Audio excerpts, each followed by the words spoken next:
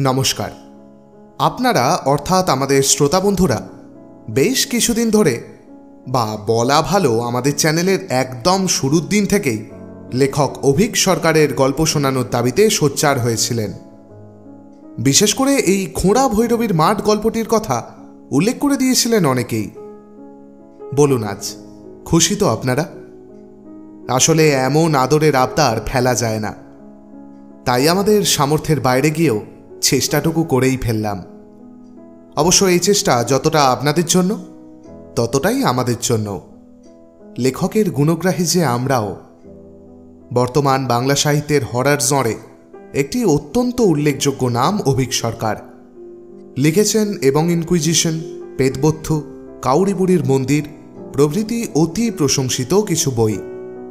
আমাদের আজকের গল্পটি আমরা নিয়েছি পত্রভারতী থেকে প্রকাশিত খোঁড়া ভৈরবীর মাঠ বইটি থেকে। তা আমরা যখন আপনাদের আবদার রাখলাম, এবার আপনারাও একটু আমাদের আবদার রাখুন দেখি। ঝটপট আপনাদের স্ক্যাটার থটসকে সাবস্ক্রাইব করে রূপোর বোতামের দোরগোড়ায় পৌঁছে দিন। আর যারা ইতিমধ্যেই সাবস্ক্রাইব করে ফেলেছেন, একটু লাইক কমেন্ট করলে, আশেপাশের বন্ধুবান্ধব দেখলে একটু ডেকে এনে আমাদের গল্প শোনালে কি এমন ক্ষতি হয়? আচ্ছা বেশ, এখন আর জ্বালাবো না, গল্প শুনুন শান্তিতে। শুরু হচ্ছে আমাদের সকলের বহু প্রতীক্ষিত নিবেদন, অভীক সরকার রচিত খোঁড়া ভৈরবীর মাঠ।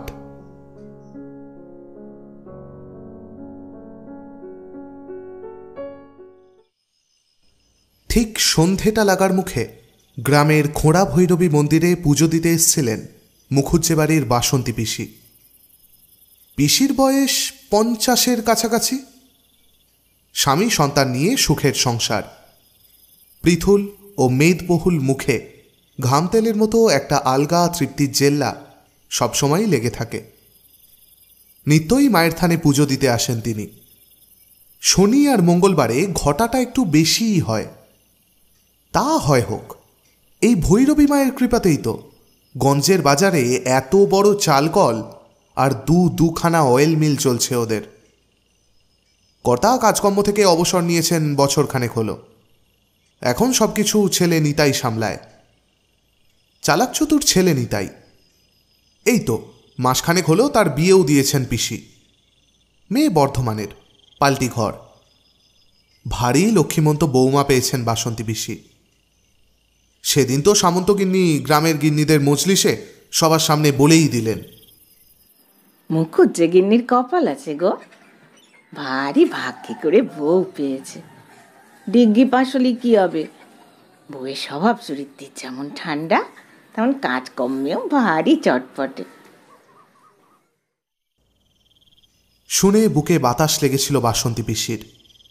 আহা, সুখ যেন ভিয়েনে বসানো কড়াইয়ের দুধের মতো উতলে উতলে পড়ছে। দুহাত জড়ো করে নম করলেন বাসন্তী পিসি। জয় মা, রক্ষা করো মা গো, রসে বসে রেখো মা, রসে বসে রেখো। আজ পূর্ণিমা। আকাশ সুরে মস্ত বগিথালার মতো চাঁদ উঠেছে। হেমন্তের বাতাসে বেশ শিরশিরে একটা ভাব। গ্রামের শেষে যোগেন চাকলাদারের বাড়ি, তারপরেই কালীর মাঠ, আর গ্রামের পাশেই ভূষণ্ডী কাকের আমলের বড় বটগাছের নিচে এই ভৈরবী কালীর মন্দির। তালদিঘির ভৈরব কালীর সুনাম আছে ভারী জাগ্রত দেবী বলে। দূর দূরান্ত থেকে লোকে পুজো দিতে আসে। আর আসবে নাই বা কেন? এই মন্দির নিয়ে বেশ ভয় ধরানো কাহিনীও আছে একটা। লোকে বলে এই মন্দির নাকি 300 বছরের ওপর পুরনো। মুর্শিদ কুলি খাঁয়ের খাজাঞ্চি রায় রায়ান রামভূষণ দে সরকারের আদেশে বানানো। কামাখ্যা থেকে বিখ্যাত অঘরী সাধক কালীগিরি তান্ত্রিককে আনানো হয়েছিল মায়ের মূর্তি প্রতিষ্ঠার জন্য। প্রতিষ্ঠার দিন সরকার মশাইয়ের এক বিশ্বস্ত প্রজার অসাবধানতায় মায়ের ডান পায়ের বুড়ো আঙুলটা ভেঙে যায়। প্রবল প্রতাপশালী রায় রায়ান সেই হতভাগাকে কাটতেই চেয়েছিলেন বটে, কিন্তু হাতের কাছে চটজলদি একটা তলোয়ার বা সরকি খুঁজে না পেয়ে শেষমেশ অনিচ্ছার সঙ্গেই সেই প্রজাকে সরালে কুত্তা দিয়ে খাওয়ানোর বিধান দেন। কিন্তু তাতে বাদ সাধেন কালীগিরিতান্ত্রিক স্বয়ং। তাতে রামভূষণ বেজায় মনক্ষুণ্ণ হয়েছিলেন। সচরাচর তিনি এসব ক্ষেত্রে জ্যান্ত পুঁতে দিয়ে থাকেন। কুত্তা দিয়ে খাওয়ালে কষ্টটা কিছুটা কম হয় বলেই তার ধারণা। তাছাড়া অবলা প্রাণীগুলো পেট পুড়ে খেতেও পারত, সে পুণ্যটার কথাও না ভাবলে চলবে কেন? তবে তার থেকেও বড় কথা হচ্ছে যে খুঁতো মূর্তি নাকি পুজো দিতে নেই। এই নিয়ে কিছু গাঁইগুঁই করেছিলেন দে সরকার মশাই। অট্টহাসিতে সে আপত্তি উড়িয়ে দেন কালীগিরি তান্ত্রিক। কাল তোর মেয়ের একটা পায়ের আঙ্গুল কাটা পড়লে তাকে ফেলে দিয়ে নতুন মেয়ে আনতি নাকি রে? প্রশ্ন তুলেছিলেন তিনি। আরে বাবা, মূর্তি তো শুধু সাধন ভজনের সুবিধা হবে বলে রে পাগল। যে বেটির পায়ের তলায় স্বয়ং মহাকাল শুয়ে আছেন, তার কি কিছু এসে যায় এইসবে? কিন্তু গুরুদেব, এতে করে যদি সেবায়েত বা গ্রামের অমঙ্গল হয়? কথাটা কালীগিরি তান্ত্রিককে ভাবিয়েছিল ঠিকই।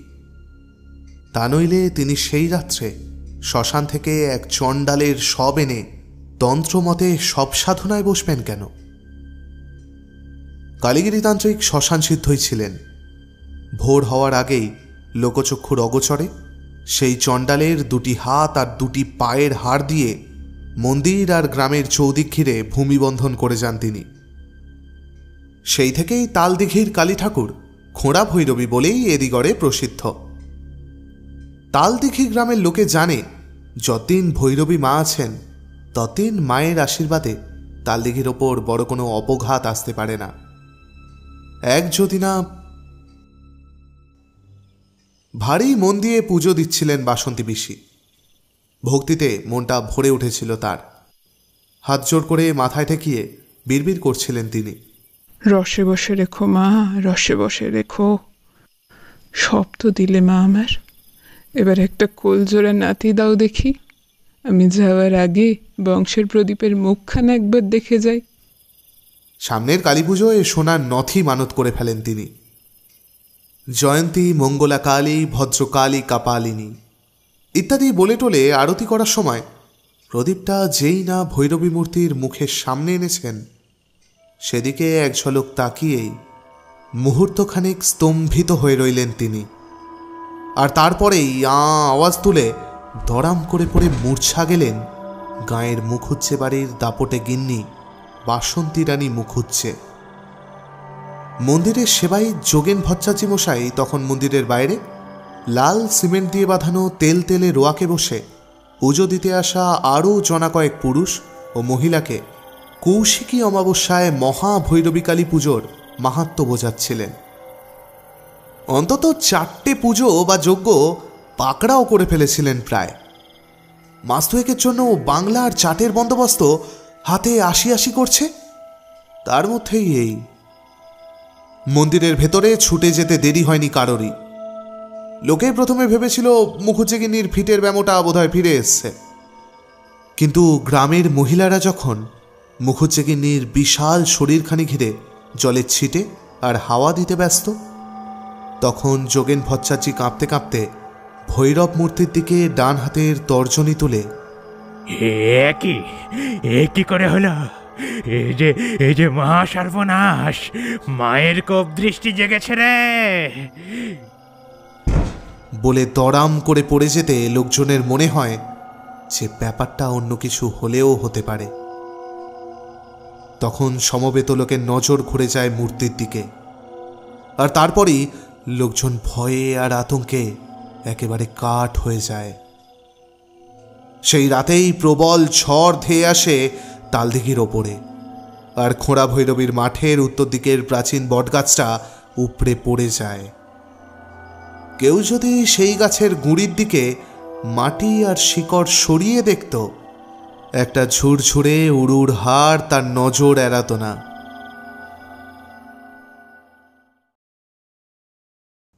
গ্রামে ঢোকার সময়ই একটা কিছু টের পাচ্ছিল দনু, ওরফে দনুজ দমন সেনাপতি। হপ্তা দুয়েক হলো এখানেই তালদিঘি উচ্চ মাধ্যমিক বিদ্যায়তনের সায়েন্সের টিচার হিসেবে জয়েন করেছে সে। কলকাতা শহর ছেড়ে এই গণ্ডগ্রামের দিকে চাকরি করতে আসার খুব একটা ইচ্ছে ছিল না দনুর। এসএসসির পরীক্ষাটা দিয়ে এদিক ওদিক প্রাইভেট কোম্পানিগুলোতে চাকরির চেষ্টাই করছিল সে। কিন্তু দু একটা ইন্টারভিউ দিয়ে দনু দ্রুতই বুঝে যায় যে চাকরির বাজারের হাল সে যতটা ভেবেছিল তার থেকেও খারাপ, খুবই খারাপ। বৌদিও এদিকে ঠাড়ে ঠোড়ে ইঙ্গিত দিচ্ছিল যে দাদার সংসারে বেশি দিন গলগ্রহ হয়ে থাকলে এখন যে ডিমটা দুধটা জুটছে সেটা ভবিষ্যতে নাও জুটতে পারে। ফলে বেড়ালে ভাগ্যে শিকে ছেড়ার মতো এই স্কুল মাস্টারির চাকরিটা পেয়ে আর দুবার ভাবেনি দনু। অ্যাপয়েন্টমেন্ট লেটার হাতে নিয়ে সে এক প্রকার স্টেশনে এসে রেলগাড়ি চেপে বসে বললেই চলে। গ্রামের একদম কোনায় সস্তায় একটা বাড়ি ভাড়াও স্কুলের পক্ষ থেকেই ঠিক করে দেওয়া হয়েছিল তাকে। গত দুদিন গ্রামে ছিল না দনু। সপ্তাহান্তের ছুটিতে কলকাতা গেছিল দাদা বৌদির সঙ্গে দেখা করতে আর টুকটাক কিছু কেনাকাটা করতে। বন্ধুবান্ধবদের সঙ্গে আড্ডা মেরে দৌড়ঝাঁপ করে শেষ পর্যন্ত সে যখন স্টেশনে পৌঁছয় তখন 8:40 লোকাল ছেড়ে দিয়েছে। ফলে সে লাস্ট ট্রেনটাই ধরতে বাধ্য হয়। স্টেশন থেকে টোটো ধরেছে দনু, বরাবরই যেমন করে। সারা স্টেশন চত্বর ফাঁকা দেখেও তেমন কিছু মনে হয়নি, কিন্তু টোটোটা যখন ভেতরে ঢোকার বদলে গ্রামের বাইরেই তাকে নামিয়ে দিল তখনই খটকাটা লাগে তার। বিস্মিত স্বরে প্রশ্ন করেছিল দনু, কিরে, ভেতরে যাবি না? না বাবু, এখন রাতের বেলা গায়ে ঢুকতে পারবনি, আব্বু মানা করে দেছে। চাপা স্বরে জবাব দেয় মফিজুল। আরও অবাক হয়েছিল দনু। কেন রে? আগের হপ্তাতেই তো বাড়ি অবধি ছেড়ে দিয়ে এসেছিস, আজ কি হলো? সেসব বলতে পারবনি বাবু, বলা বারণ। এই তো একটুখানি রাস্তা, হাঁটি চলি যান না কেন? টর্চ আনিছেন? বিরক্ত হয়েছিল দনু। টর্চ আনবো কেন? আগে যদি জানতাম যে আজ এই সমস্ত ফালতু বাহানা মারবি তাহলে ব্যবস্থা করতাম অন্য। যত সব। বলে হাঁটা দিতেই যাচ্ছিল দনু, এমন সময় মফিজুল একখানা ছোট টর্চ হাতে ধরিয়ে দেয় ওর। বাড়ির ভিতরই ঢুকবার আগে তক টর্চ খানি নিভাবেন না বাবু, আর পিছন ভাগ থেকে কেউ ডাকলে খবরদার ফিরে তাকাইন না যেন। আল্লাহর নাম তুরি রামের নাম নিতে নিতে চইলা যাবেন। টর্চ খান কাল যখন বাজার করতে আইবেন তখন সাধনের মুদি দোকানে থইয়া দিয়া যাবেন। বলে আর দাঁড়ায় না মফিজুল, টোটোখানা ঘুরিয়ে সেখান থেকে প্রায় পালিয়েই যায় যেন।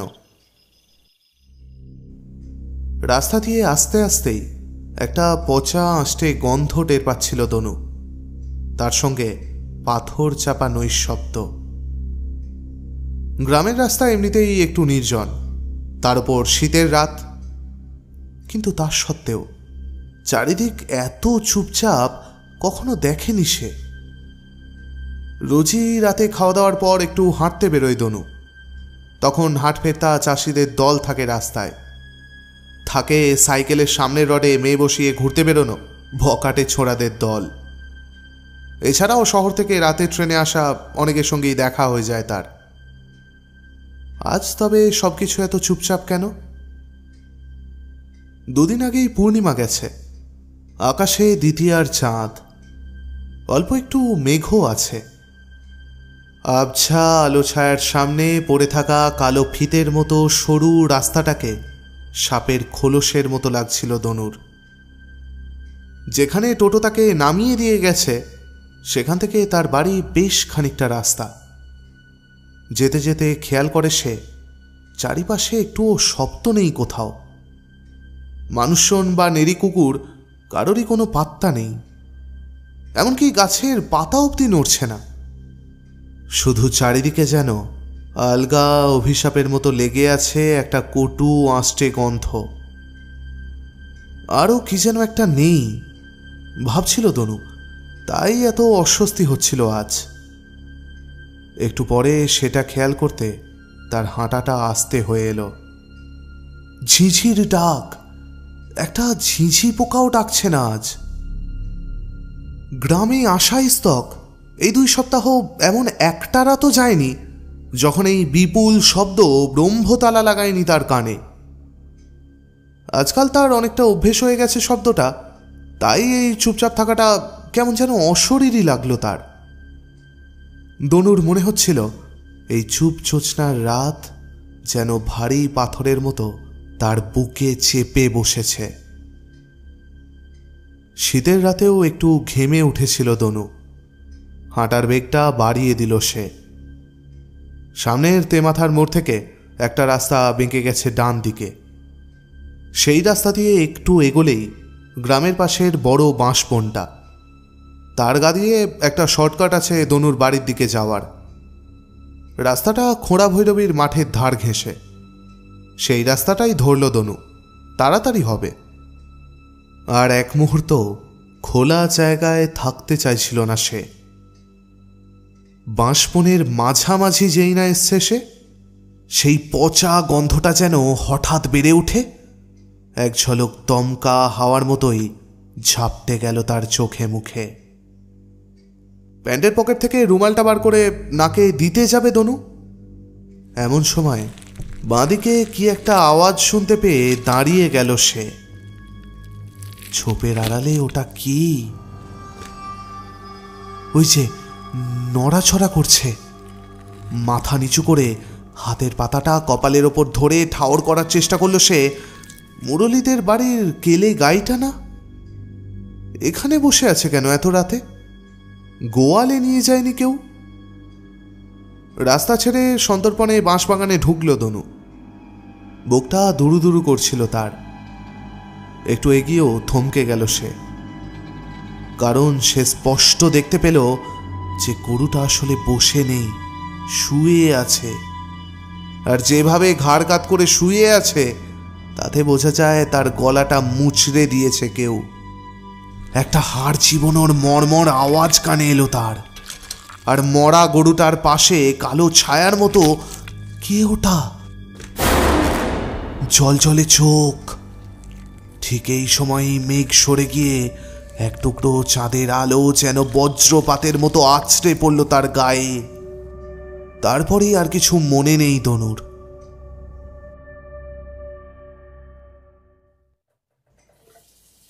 বাথরুমে ঢুকে বেসিন ধরে আয়নার সামনে দাঁড়িয়েছিল শামু, মানে এবারই নতুন বউ শাম্ভবী। বাথরুমে বউটার জন্য একটা বাহারি ওয়াশ বেসিন বসিয়ে দিয়েছে নিতাই। তার উপরে একটা ছোট আয়নাও লাগিয়ে দিয়েছে। ঝটপট মুখ চোখে জল দিয়ে উত্তেজনাটা কমাবার চেষ্টা করছিল শামু। হাতে লেগে থাকা শাশুড়ি মায়ের রক্তটা শুধু একবার জিভের ডগায় ঠেকায় সে। আহা, কি স্বাদ! বাথরুমের বাইরে থেকে দরজায় টোকা দেয় পিস্তুত ননদ শ্যামলী। ও বৌদি, একটিবার এসো না, ডাক্তারবাবু কি সব বলবেন বলে ডাকছেন তোমাকে। শুনেই যতদূর সম্ভব গলার স্বর স্বাভাবিক করে ফেলে শামু। তারপর উত্তর দেয়, যাই। দ্রুত গামছা দিয়ে মুখটা মুছে ফেলে সে। বাসন্তী পিসি চোখ বন্ধ করে চুপচাপ শুয়েছিলেন বিছানায়। মাথায় মস্ত বড় ব্যান্ডেজ, পড়ে গিয়ে অনেকখানি কেটে গেছে মাথাটা। পাশে ভিড় করে আছেন গ্রামের ছোট বড় গিন্নিদের দল। ডাক্তারবাবু গম্ভীর মুখে প্রেশার মাপছিলেন বাসন্তী পিসির।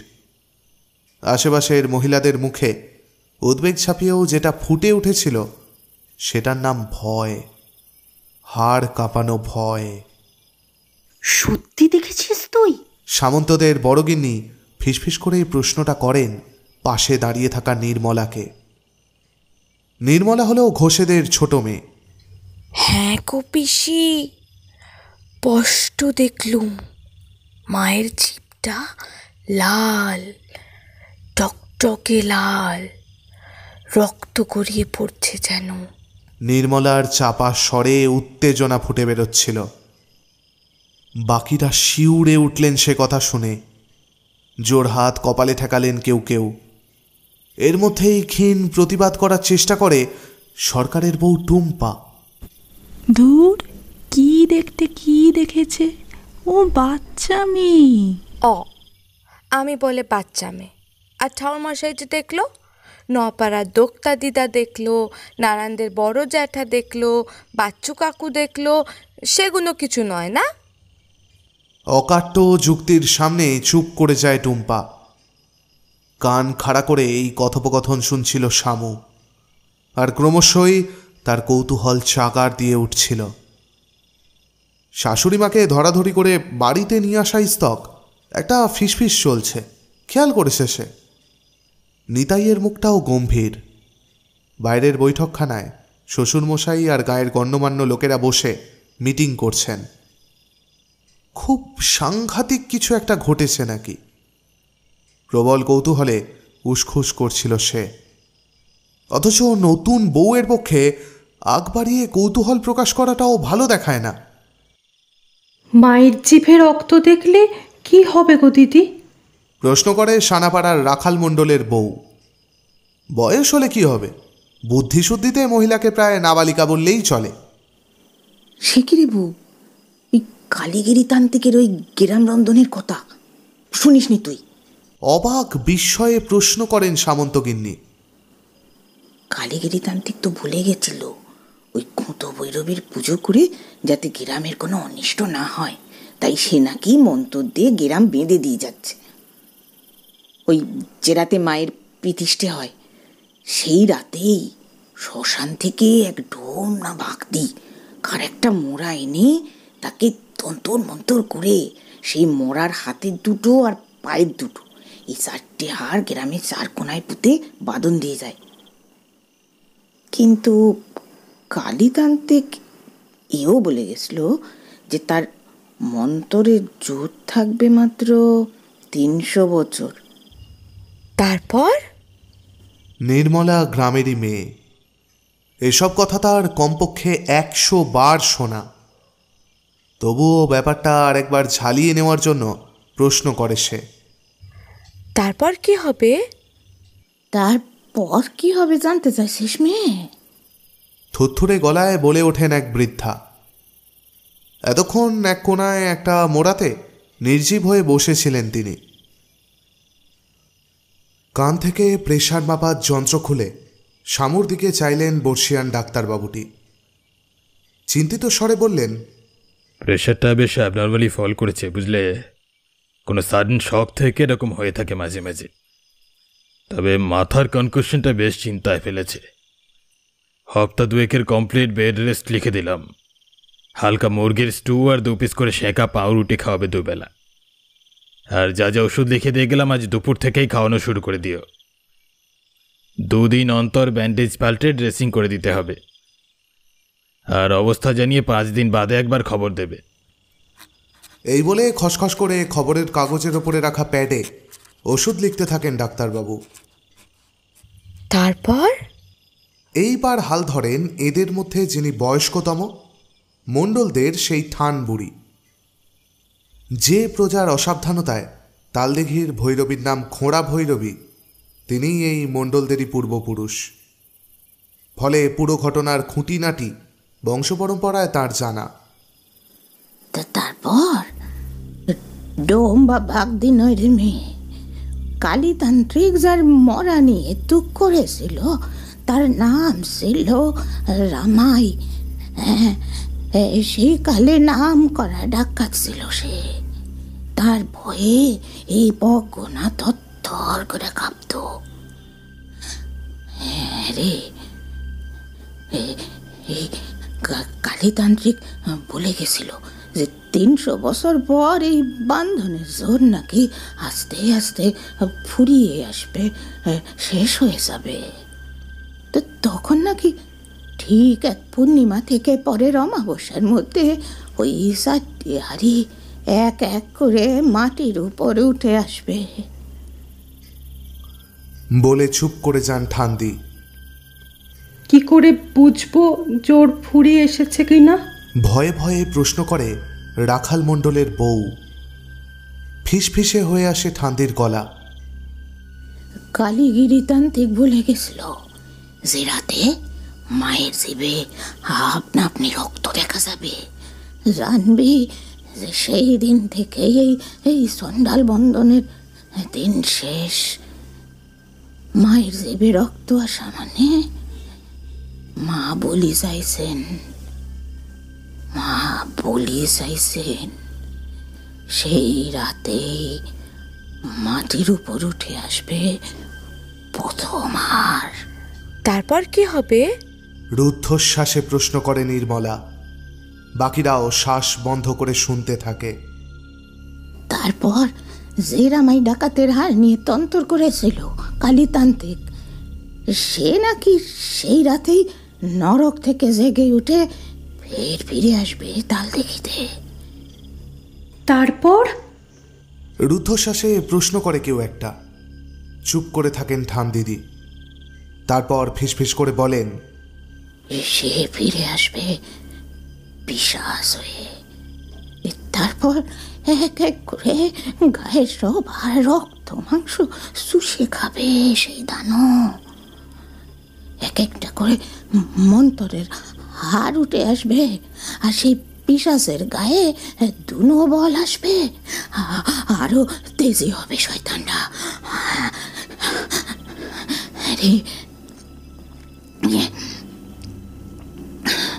আর আর আর যেদিন শেষ হাতটা উঠে আসবে সেদিন সেদিন সেদিন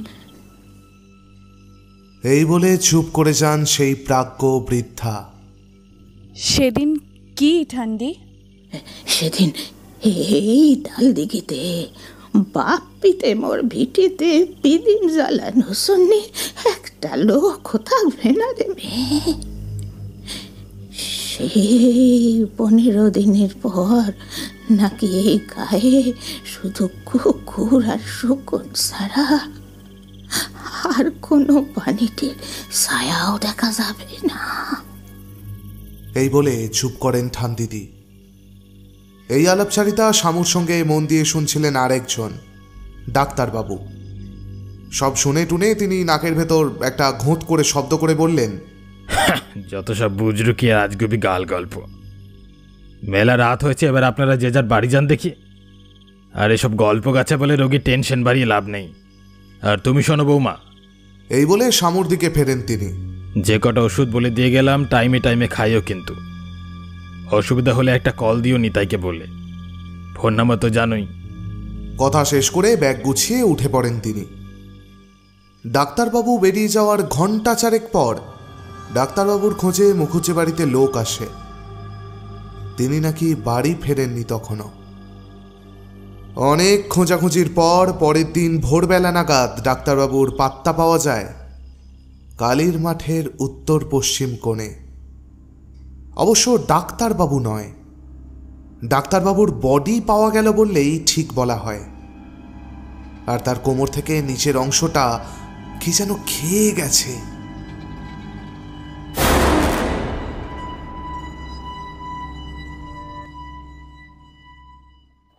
ওহে গোকুল, আছো নাকি? আছি কাকা। সুবল কই? এই তো আমার বাঁ পাশে। কই হ্যাঁ জগন্নাথ, সারা শব্দ নাই কেন? আছি ঠাকুর, কিন্তু কি কুয়াশা চারপাশে, কিছু ঠাউর করা যায় না যে। হাহাকার দিতে থাকো, এরও নাম ধরে ডাকতে থাকো। ও মনসুর মিয়া, বলি গাড়ি চালাবে না দুটো কথা বলবে? জবাব দেয় না মনসুর মিয়া, এক মনে গাড়ি চালাতে থাকে। মাচান গোপীনাথের হাট থেকে ফিরছিল ওরা, জনা 6 লোক। বেরিয়ে পড়েছিল অবশ্য বেলা থাকতে থাকতেই, কিন্তু গড়ান হাটার মোড়ে মনসুর মিয়ার ভ্যানটা বেগরবাই করতে চোখে অন্ধকার দেখে ওরা। আর অন্ধকার দেখার যথেষ্ট কারণ ছিল। যেদিন সকালে ডাক্তারবাবুর রাত খাওয়া শরীরটা পাওয়া যায়, সেই দিন রাতেই অদ্ভুত একটা আওয়াজে দাসপাড়ার মালতীর ঘুমটা ভেঙে গেছিল হঠাৎ করেই। খানিকক্ষণ কান পেতে রাখার পর তার ঠাউর হয় যে আওয়াজটা আসছে সেটা তাদের গোয়াল ঘর থেকে। এদিককার গায়েগঞ্জে হামেশাই রাত বিরেতে বুড়ো ভাম বা বন বিড়াল হানা দেয়, অথবা সাপখোপও হতে পারে। মোটমাট গোয়াল ঘরে কিছু তো একটা ঢুকেছেই। এই ভেবে ঘরের কোণে রাখা বাঁশের টুকরোটা এক হাতে আর কেরোসিনের কুপিটা অন্য হাতে ধরে গোয়াল ঘরের দিকে রওনা দেয় সে। পরদিন শুধু চুটকি পড়া পায়ের আঙুল আর কয়েকটা হাড়গোড় পাওয়া গেছিল মালতীর বাঁশবনের দক্ষিণ কোণে। সেই দিন থেকেই লোকজনের মনে ভয়টা পাকাপোক্তভাবে কেড়ে বসতে থাকলো। সত্যি সত্যি রামাই ডাকাত ফিরে এলো নাকি পিশাচ হয়ে? কথা কও না কেন মিয়া? ও মিয়া! এইবার হাল ধরলেন কার্তিক সমাদ্দার।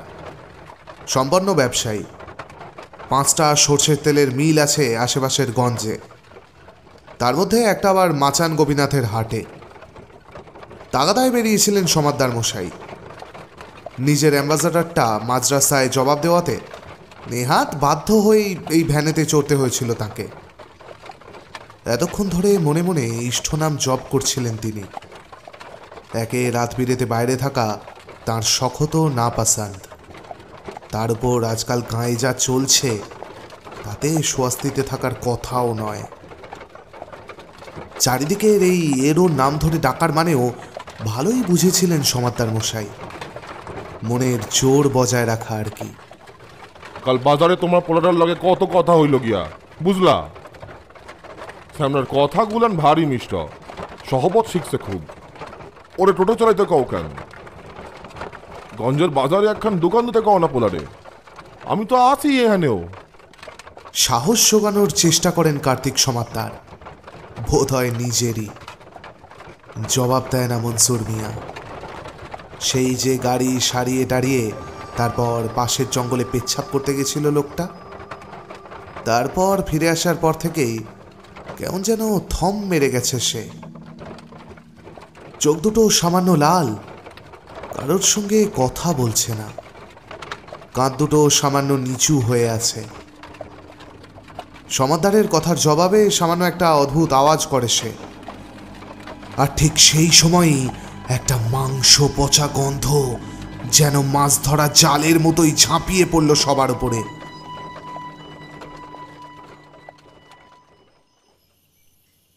দরজা বন্ধ করেই বসেছিল রাখহরি সাধুখা।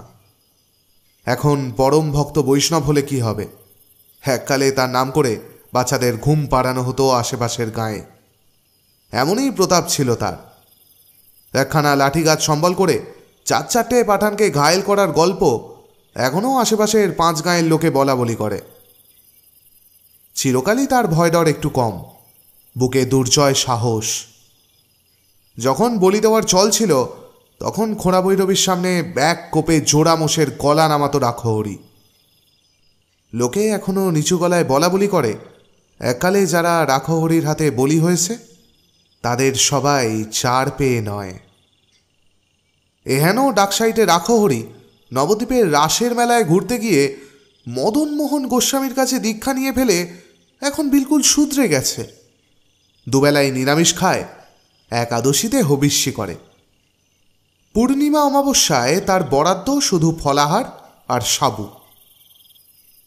সেই দিন ঠাকুরের নামগান শুরু করার জন্য কতালটা নিয়ে বসেছে রাখহরি। ভক্তিগীতি লহরীতে ডুবে গেছে সে। গুরু তোমার চরণ পাবো বলে রে দিয়ে শুরু। শেষতাক গুরুদেব দয়া করো দিনজনে গাইছে। ভক্তি বিনত চোখ দুটি থেকে অবিরল নেমে আসছে প্রেমাশ্রুধারা।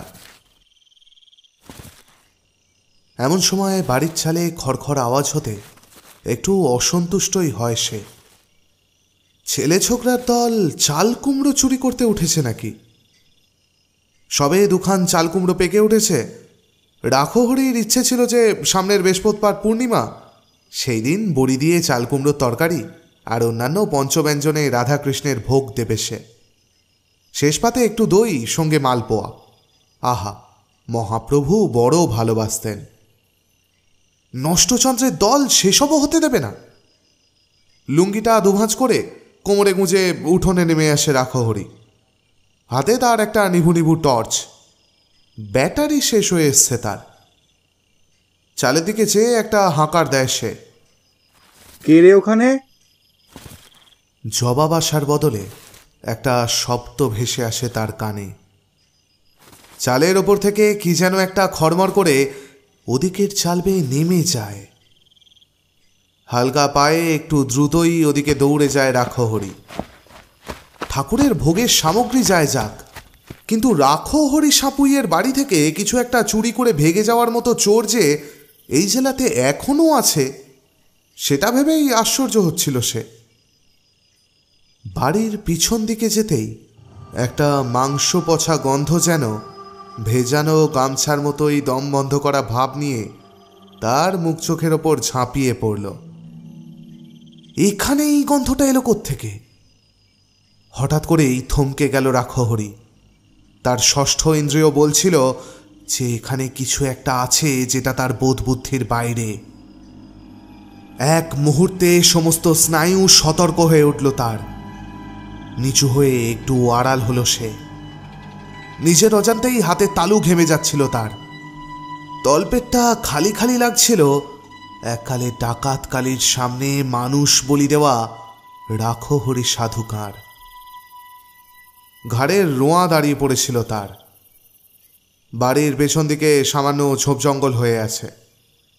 এককালে এসব নিয়মিতভাবে সাফসুতরো রাখত রাক্ষহরি। আজকাল তারক ব্রহ্ম নাম গানে এত সময় যায় যে এসব দিকে মন দেওয়ার সময়ই পায় না সে।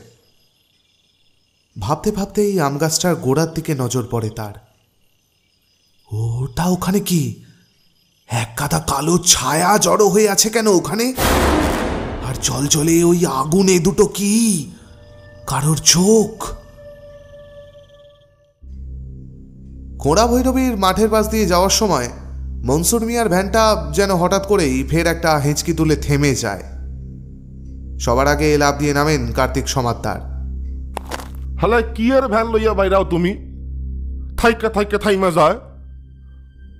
মস্করা কর তুমি প্যাসেঞ্জার লইয়া, মস্করা। আরো কিছু একটা বলতে যাচ্ছিলেন সমাদ্দার মশাই। কাঁপা কাঁপা হাতে তার মুখটা চেপে ধরে সুবল। একটু অবাক হয়ে পাশের দিকে তাকান সমাদ্দার মশাই। জগন্নাথ বাচ্চা ছেলে। সে তখন গোকুলকে জড়িয়ে ধরে ঠক ঠক করে কাঁপছে। আকাশে পঞ্চমীর বাঁকা চাঁদ, তার ম্লান আলোয় বাঁশবনের ছায়া পড়েছে রাস্তার ওপর। সেই আলোয় কার্তিক সমাদ্দার দেখলেন যে মনসুর মিয়া ভেবে যার গাড়িতে এতক্ষণ চড়ে এসেছেন তার কাঁধ দুটো আরো উঁচু হয়ে উঠেছে। শরীরটা দুনো হয়ে উঠেছে। হাত দুটো বেড়ে গেছে প্রায় 1.5 গুণ। মুখের দুপাশ দিয়ে বেরিয়ে এসেছে দুটো কুকুরের দাঁত, আর একটা পচা গন্ধে তাদের বমি উঠে আসার জোগাড়।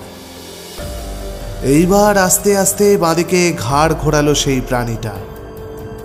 না, ভুল হলো, শুধু ঘাড়টা ঘুরল তার। হাত দুটো কাঁধ থেকে যেন উল্টে গেল। টকটকে লাল চোখ দুটো দিয়ে একবার যেন প্রাণ ভয়ে ভীত কয়েকটা লোককে দেখে নিল সে।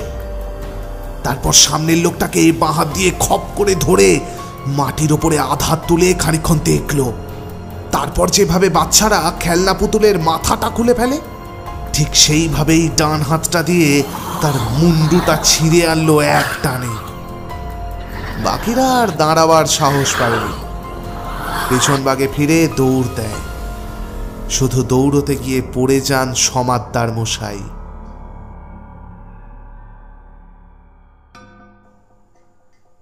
সাহস করে আরো কিছুটা এগোয় রাক্ষহরি। পচা বিশ্রী একটা গন্ধে নাড়ি ভুঁড়ি উঠে আসছিল তার। কাঁধের গামছাটা নাকে চেপে ধরে সে। আরো একটু এগোতেই নরম নরম কি যেন একটা তার পায়ে ঠেকতে থেমে গিয়ে সেদিকে টর্চ মারে রাক্ষহরি। একটা মানুষের হাত, কনুইয়ের নিচ থেকে কাটা। না, ভুল হলো, কাটা নয়, ছেঁড়া। তার গায়ে এখনো রক্ত লেগে। খানিকক্ষণ স্তম্ভিত হয়ে সেদিকে চেয়ে থাকে রাক্ষহরি। বুকটা ধক করে ওঠে তার। মানুষের কাটা হাত পা দেখার অভ্যেস বহুদিন নেই রাক্ষহরির। তার উপর জ্যান্ত মানুষের হাত ওভাবে মুচড়ে ছিঁড়ে আনা যায় সে কথা কোনোদিন স্বপ্নেও ভাবেনি সে। দরদর করে ঘামতে থাকে রাক্ষহরি। বুকটা ধরাস ধরাস করছিল তার। কাঁপতে কাঁপতে সামনের দিকে টর্চ ফেলে সে। তারপর স্ট্যাচু হয়ে যায়। কি ওটা? কোনো প্রাণী? থরথর করে কাঁপতে থাকা আলোয় রাক্ষহরি দেখে প্রকাণ্ড একটা উলঙ্গ শরীর, কিসের ওপর একটা যেন ঝুঁকে পড়েছে। সারা শরীর বড় বড় কালো রোমে ঢাকা, কান বলে কিছু নেই, আর বড় বড় বাঁকানো নখওয়ালা দুটো মোটা মোটা হাত দিয়ে কি একটা যেন ছিঁড়ে খাচ্ছে। মাংসের গন্ধ ছাড়াও এবার আরো একটা উগ্র গন্ধ নাকে এলো রাক্ষহরির, কাঁচা রক্তের গন্ধ। এইবার সেই প্রাণীটা লাল টকটকে চোখ তুলে তাকালো উপরের দিকে, আর সেই অমানসিক বিভীষিকার দিকে তাকিয়ে ভয়ে প্রাণ পাখি উড়ে গেল রাক্ষহরির। পিছনে ফিরে পড়ি কি মরি করে ঊর্ধ্বশ্বাসে দৌড় দিল সে। পালাবার আগে শুধু একটাই জিনিস চোখে পড়েছিল তার, প্রাণীটা যেটার ওপর ঝুঁকে পড়েছিল সেটা যে একটা শরীর, তা চিনতে ভুল হয়নি রাক্ষহরির। তার কাটা মাথাটা আয়েশ করে খাচ্ছিল সে, আর ওই আতঙ্কের মধ্যেও শরীরটা কার সেটা দেখবা মাত্র চিনতে দেরি হয়নি রাক্ষহরির। ওটা কার্তিক সমাদ্দারের শরীর।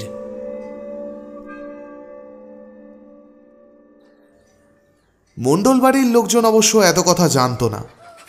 পরদিন রাত ভোরে মণ্ডলের ছোট মেয়ে তাপসী ঘুম থেকে উঠে তাদের বাড়ির পাশে ছোট পুকুরটায় মুখ ধুতে গিয়ে দেখে সারা পুকুরটা জল টকটকে লাল, আর তাতে কাঁচা রক্তের গন্ধ। কেউ যেটা দেখেনি, কখনো দেখবেও না, সেটা হচ্ছে পুকুরের নিচে পাঁক থেকে মাথা উঁচু করে বেরিয়ে এসেছিল একটা প্রায় গলে পচে যাওয়া হাতের হাড়। বৈঠক বসেছিল মুখুজ্জে বাড়ির বাইরের ঘরে। গায়ের 5 জন গণ্যমান্যরা উপস্থিত ছিলেন। ছিলেন যোগেন ভট্টাচার্য মশাই, ছিল আরো 2 জন যারা সামনাসামনি দেখেছে সেই পিশাচকে, রাক্ষহরি আর দনু। সারা গ্রাম জুড়ে একটা থমথমে সন্ত্রস্ত পরিবেশ। ভোরের আলো ফোটার আগে কেউ ঘরের বাইরে বেরোয় না, আর সন্ধে নামতে না নামতে ঘরের দরজায় খিল। তারপর চিল্লিয়ে গলা ফেরে রক্ত তুলে ফেললেও কাউকে পাওয়া যাবে না। গত 10 দিনে 8 জন শিকার করেছে তালদিঘির পিশাচ। তার সঙ্গে গেছে বছিরুদ্দি আর নসিবের দুটো করে 4টে ছাগল, তারিণী কর্মকারের একটা বাছুর, আর পাড়ার বসেদের গোয়াল থেকে 2 দুধেলা গাই। আজকাল সন্ধ্যের পর মানুষ তো দূর, কুকুরকেও দেখা যায় না তালদিঘির পথে। আশেপাশের গা তো বটেই, এই গাঁয়ের বাসিন্দা যারা তাদের আত্মীয় স্বজনরাও আজকাল সভয়ে এড়িয়ে চলছে তালদিঘিকে। পুলিশে অবশ্য প্রথামাফিক খবর দেওয়া হয়েছিল। তারা চৌকিও বসিয়েছিল একখানা, মস্ত একখান ভুড়ি দুলিয়ে আর মোটা গোঁপজোড়া মুচড়ে হাবিলদার রতনলাল চৌবে এসে বসেছিল চৌকিতে। कौनो बदमाश कर रहा होगा ये सब, आने दो साले को हमारे सामने। ভজুয়ার দোকানের হিং দেওয়া গরমা গরম ম্যাকধামা কচুরি বেশ আয়েশ করে চিবোতে চিবোতে সামনে হাত জোর করে দাঁড়িয়ে থাকা জনাদশেক লোককে বলেছিল রতনলাল। তারপর 1 ঘটি ঘন সরপরা দুধ গলায় ঢেলে তৃপ্তির উদ্গার তুলে বাকি কথাটা একটু ভারী গলায় শেষ করেছিল সে। एक बार हमारे हाथ लग जाए तो देखना, उल्टा टंगा के मारेंगे साले को। পরদিন ভোরে চৌবেজির বেল্টটা আর 1 পাটি জুতোই শুধু পাওয়া গেছিল বাজারের মধ্যে। তখনও রক্ত লেগেছিল দুটোতেই। অনেক খোঁজাখুঁজি করেও বডির কোনো হদিশ পাওয়া যায়নি। পুলিশ কি বলছে? চিন্তিত মুখে প্রশ্ন করেছিলেন রায়বাবু। এককালে উঁচু পোস্টে সরকারি চাকরি করতেন পরিমল রায়। তার মতামতের একটা দাম রয়েছে। লোকাল পুলিশ হাত তুলে নিয়েছে। বড়বাবু বললেন ভূত প্রেতের কারবার ওনার আন্ডারে পড়ে না। উনি রিপোর্ট লিখে নাকি সদরে ফাইল পাঠিয়ে দিয়েছেন। এরপর যা করবার ওপরওয়ালারা করবেন। হতাশ স্বরে বলেন মুখুজ্জে মশাই। শুকনো মুখে প্রশ্ন করে সাঁপুইদের বড় কর্তা অধীর রঞ্জন সাঁপুই। লোকে বলে গেঁড়ে সাঁপুই। তাহলে উপায়? ততদিনে তো গা ফাঁকা হয়ে যাবে দাদা। 8 জন লোক। 8 নয় কাকা, 9 জন। গতকালই গড়ানহাটার জঙ্গলে পচা গলা শরীর পাওয়া গেছে মনসুর মিয়ার। মাথার 8খানা আর 1খানা পা পাওয়া গেছে মাত্র। গাড়ি সারাই করে যখন জঙ্গলে গেছিল পেচ্ছাপ করতে, তখনই বোধ হয়। চিন্তিত মুখে এই কথাটা বলে রাখহরি। ওদিকে নিতাই খুঁজছিল শামুকে। বউকে চোখে চোখে রাখে নিতাই। নতুন বিয়ের ক্ষেত্রে সেটা তেমন অস্বাভাবিক কিছু নয়, কিন্তু এক্ষেত্রে কারণটা অন্য। তার মনে সন্দেহ পাকিয়ে উঠেছে কদিন থেকেই। মা যেদিন মন্দিরে পড়ে গেলেন তবে থেকেই কেমন যেন অদ্ভুত ব্যবহার করছে মেয়েটা। কথা নেই কারোর সঙ্গে, চুপচাপ থাকে দিনের বেশিরভাগ সময়। কথা বলতে গেলে এমন চোখে তাকায় যে দেখে বুকের রক্ত ঠান্ডা হয়ে যায়। আর তার থেকেও সাংঘাতিক ঘটনাটা ঘটে কয়েকদিন আগে। প্রথম এত সব খেয়াল করেনি নিতাই। তার ঘুম খুব গাঢ়। একবার বালিশ শুলে তার আর সার থাকে না। তবে সেই দিন মাঝরাতে হঠাৎ ঘুম ভেঙে গিয়েছিল নিতাইয়ের। উঠে অভ্যেস মতো পাশে হাত বাড়িয়ে দেখে যে বউ পাশে নেই। প্রথমটা ভেবেছিল হয়তো বাথরুমে গেছে শামু, এসে পড়বে এক্ষুনি। বেশ কিছুক্ষণ পরেও শামু আসছে না দেখে উঠে যায় নিতাই। গিয়ে দেখে বারান্দার গ্রিলের গায়ে মুখ ঠেকিয়ে দাঁড়িয়ে বিড়বিড় করে অদ্ভুত সুরে মন্ত্রের মতো কিসব যেন চাপা গলায় নাকি কান্নার মতো আউড়ে যাচ্ছে তার নতুন বিয়ে করা বউ। সেই দিন হঠাৎ অকারণেই শীত করে উঠেছিল নিতাইয়ের। চুপচাপ বিছানায় এসে শুয়ে পড়েছিল সে। তারও ঘণ্টাখানেক পরে ভোর রাতের দিকে ফিরে আসে শামু। কি করছিল সে অত রাতে? কোথায় গেছিল তার বউ? এ শামু, এ কই গেলে গো? চাবা স্বরে ডাকতে ডাকতে বাড়ির অন্দরমহলে বউকে খুঁজছিল নিতাই। একটা কুটিল সন্দেহ তার মনে কয়েকদিন ধরে ক্রমেই ঘোট পাকিয়ে উঠছে। শুধু সেই দিন নয়, তারপর থেকে রোজই ঘুমোবার পর বেশ কিছুক্ষণের জন্য শামু কোথায় যায়। আর সেই সব রাতেই একটার পর একটা অঘটন ঘটে যায়। আরে লোকজন এসছে, চাটা একটু করে দাও দেখি। বলি নিমকি টিমকি কিছু আছে? বলতে বলতে রান্নাঘরের পেছনে এসে উপস্থিত হয় নিতাই। আর তারপর সামনের দৃশ্যটা দেখে সিদ্ধারায় একটা বরফের স্রোত নেমে যায় তার। সেখানে তখন শামু পিঠ ফিরিয়ে বসে একটা অদ্ভুত কাজ করছিল।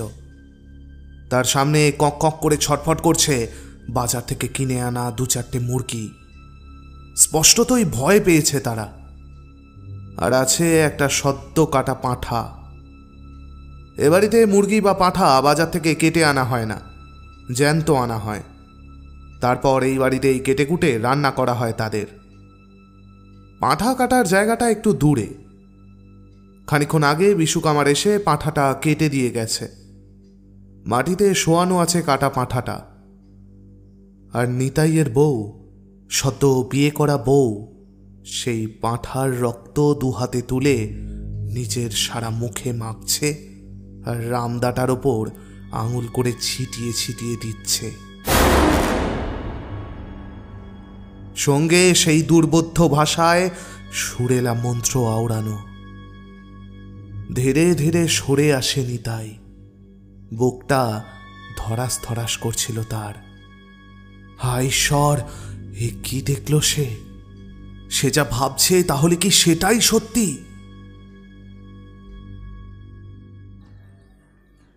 কিন্তু হ্যাঁ, প্রতিকার কি মুখুজ্জে মশাই? কাজ কারবার সব লাটে উঠতে চলল যে। ছেলে মেয়ে পরিবারলে তো গায়ে বাস করাই মুশকিল হয়ে দাঁড়াচ্ছে। আপনি বলেন এভাবে বাঁচা যায়? আর্তনাদ করে ওঠে বগলাচরণ শিকদার। রাখহরি একটা কথা ভাবছিল। ভ্রুটা কুঁচকেছিল তার। আচ্ছা, মণ্ডলদের ঠান দিদিকে একবার জিজ্ঞেস করলে হয় না? মানে কালীগিরি তান্ত্রিক এসব থেকে বাঁচবার কোনো কিছু মন্ত্র বা উপায় টুপায় কিছু বলে গেছিল কিনা ঠান দিদির সেই পূর্বপুরুষকে? কথাটা মনে ধরে সবার। এই কথাটা কারোর মনে আসেনি এতক্ষণ। তার উপর ঠান দিদি এখন এ বাড়িতেই বাসন্তী পিসির পরিচর্যার তদারক করছেন। মুখুজ্জেমশাই কাজের লোক কানাইকে ডেকে বলেন অন্দরমহলে খবর দিতে। আধ হাত ঘোমটা টেনে একটু কুঁজো হয়ে এলেন ঠানদিদি। এদের সকলের থেকে বয়সে বড় হলে কি হবে, প্রাচীন যুগের লোক তিনি, ঘোমটা টোমটা বিলক্ষণ মানেন। দনু উঠে গিয়ে ঠানদিদির হাত ধরে যত্ন করে একটা মোড়ায় বসিয়ে দেয়। বেঁচে থাকো বাবা, বেঁচে থাকো, বেঁচে থাকো বাবা। থুথুরে গলায় নাতির বয়সী নবীন মাস্টারমশাইটিকে আশীর্বাদ করেন ঠানদিদি। তারপর সমবেত ভদ্রজনের প্রশ্নটা শুনে অনেকক্ষণ ভুরু কুচকে টুচকে একটু ভেবে বলেন, কই না তো, এরম কিছু তো বাবা আমারে বলে যায়নি রে ভাই। না, কিছুই কি বলে যাননি কালীতান্ত্রিক? ও ঠানদিদি, একটু চেষ্টা করো না, যদি কিছু মনে টনে থাকে তোমার। অনুনয় করেন একজন দুজন। ভুরু কুঁচকে কি সব যেন ভাবতে থাকেন ঠানদিদি। সেই দিকেই সাগ্রহে চেয়ে থাকে সকলে। বেশ কিছুক্ষণ পর বিড়বিড় করে বলতে থাকেন তিনি, একবার একবার হ্যাঁ, একবার অবশ্য বুঝলি ভাই, আমি তখন খুব ছোট, রাত্রিরে খেয়ে দিয়ে ঘুমের ভান করে শুয়ে আসি। মা একটু বাসন কোসন ধুয়ে এসে বাবার সঙ্গে গল্প করছে। এমন সময় কোথায় কোথায় ওই ঘোড়া ভৈরবের কথা উঠে, বুঝলি। আমার তখন ঘুম আসি আসি করে। মা একখান কথা শিখাইল, চোখটা জুড়ে আসার আগে ঠিক শুনিনি। মনে হলো বাবা বলছে বাবা বলছে বাবা বলছে কি যেন বললো। বলে উদ্ভ্রান্ত চোখ দুটো তুলে সবার দিকে চাইলেন। এতক্ষণ সবাই নিঃশ্বাস বন্ধ করে শুনছিল ঠানদিদির কথা। কারোর কিছু বলার সাহস হচ্ছিল না। শুধু রাখো হরি ফিসফিস করে বলল, আর একটু মনে করার চেষ্টা করো না ঠানদিদি, কি বলেছিল তোমার বাবা? বাবা বলছিল বাবা বলছিল যে আমাদের পূর্বপুরুষের জন্যে মায়ের মূর্তির আঙুল যে ভেঙেছিল, তিনি নাকি খুব ভয় পেয়েছিলেন। তখন তাকে নাকি কালীতান্ত্রিক সাহস দিয়ে বলে, কালীগিরি বলে গেছিল যে কি যেন হ্যাঁ মনে পড়ছে, কালীগিরি তান্ত্রিক বলে গেছিল যে, কি বলে গেছিল কালীতান্ত্রিক? বলে গেছিল যে মায়ের যদি ইচ্ছে হয় তাহলে নিজের পুজোর ব্যবস্থা মা নিজেই করবেন। হ্যাঁ, দূর, এটা একটা সমাধান হলো? এ তো একটা কথার কথা, এরকম তো আমরা হামেশাই বলে থাকি। বলি, উনি কি কোনো কাটান বা মন্তর বলে গেছিল তোমার ওই পূর্বপুরুষকে, যেটা কিনা তার ছেলে ছেলের ছেলে এই করে করে তোমাদের কারো কাছে জানা আছে? না রে ভাই, এমন কিছু তো বাবা আমারে ভুলে গেছে বলে মনে পড়ে না। আপনার আর কোনো ভাই বা বোন নেই ঠানদিদি? না রে ভাই, আমার তো আর কোনো জ্ঞাতি গোষ্ঠীও নাই। তাহলে আর কি মুখুজ্জেমশাই, এই গা থেকে বাস ওঠাতে হবে মনে হচ্ছে। গিন্নি কথাটা অনেকদিন ধরেই বলছিলেন বটে। বলে চাদরটি কাঁধে দুলিয়ে বাইরের দিকে হাঁটা দেন রায়মশাই। সেই শেষ দেখা রায়বাবুর। পরের দিন ভোরবেলা পাশের গ্রাম জগবল্লভপুরের একজন মুনিশ এসে খবর দেয় যে দুই গায়ের মধ্যিখানে যে শুকনো খালটা আছে তার মধ্যে পড়ে আছেন রায়বাবু। রায়বাবু বলতে তার শরীরটার কথা বলেছিল সে। কোমরের নিচে থেকে অর্ধেক খাওয়া, মাথাটা উল্টো করে ঘোরানো, তবে তার থেকেও যেটা ভয়ানক সেটা হচ্ছে বাকি শরীরটা কে যেন রামদা জাতীয় কিছু একটা দিয়ে প্রবল আক্রোশে কুপিয়ে কুপিয়ে খণ্ড করে রেখে গেছে। আর খালের মাটি ভেদ করে রায়বাবুর খুলি ফাটিয়ে মুখ ফুঁড়ে উঠেছিল একখানা পুরনো শ্যাওলা ধরা হাড়ের টুকরো।